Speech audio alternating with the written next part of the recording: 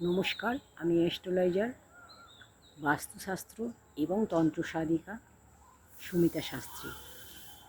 Love problem and solution চ্যানেলে সবাইকে স্বাগত। আজকের আলোচনা হচ্ছে,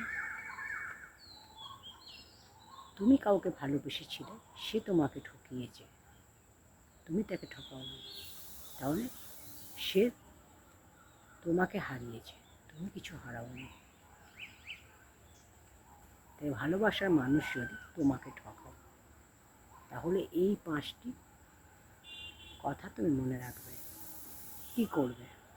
ভালোবাসার মানুষ যদি তোমাকে ঠকায়, তাহলে প্রথম 1 নম্বর হচ্ছে, যদি তোমার ভালোবাসার মানুষ কোনো কারণে তোমাকে ঠকায়, তুমি তো তাকে ঠকাওনি, তুমি তো তাকে বিশ্বাস করেছিলে, তুমি তো তাকে ভালোবেসেছিলে, সে তোমাকে ঠকিয়েছে, তাহলে তুমি কি করবে?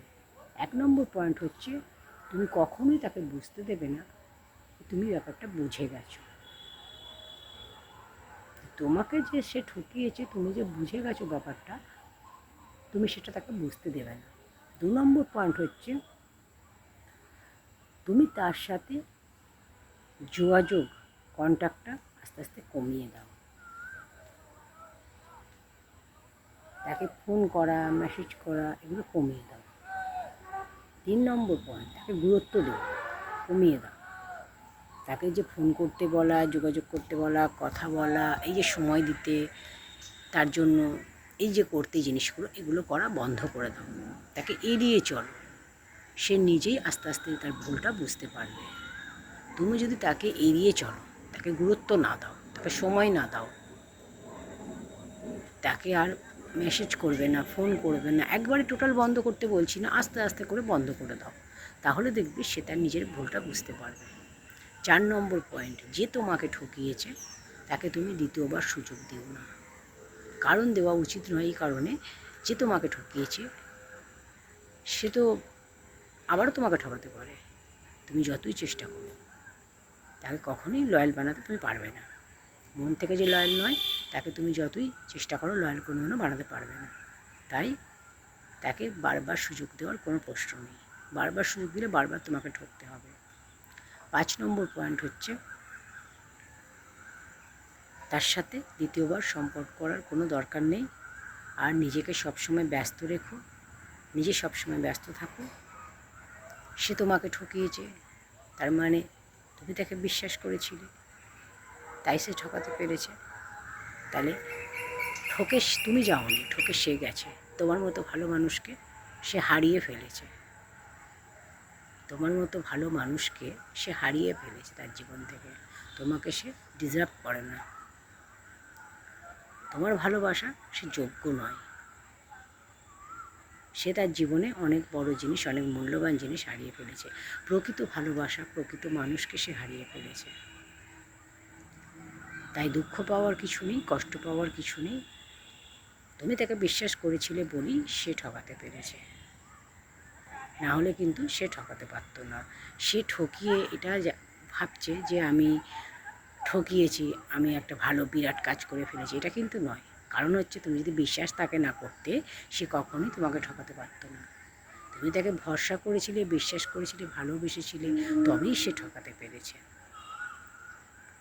তাহলে ভালোবাসার মানুষ যদি কখনো ঠকায়, দোষটা তার, দোষটা তোমার নয়। তুমি তাকে মন থেকে ভালোবেসেছিলে, তুমি তো তাকে ভালোবেসেছিলে, বিশ্বাস করেছিলে।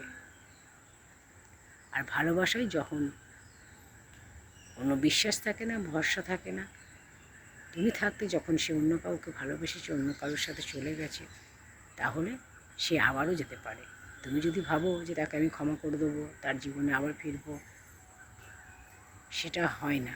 কারণ তুমি যদি তার জীবনে আবার ফিরে যাও, আবার কিছুদিন পর থাকতে থাকতে সে আবার তোমাকে ঠকাবে। তাই যা হয়েছে ভালো হয়েছে, যে চলে গেছে চলে যাক। যে চলে গেছে জানবে সে তোমার কোনো দিন ছিল না, সে তোমাকে কোনোদিন ভালোই বাসেনি।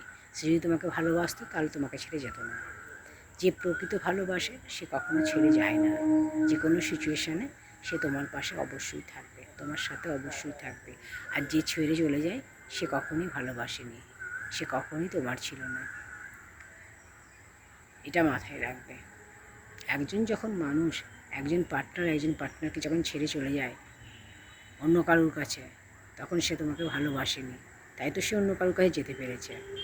আর তোমাকে যখন আজকে সে ছেড়ে চলে গেছে, সে তাকেও দিন পর ছেড়ে চলে যাবে না, তার তো কোনো গ্যারেন্টি নেই।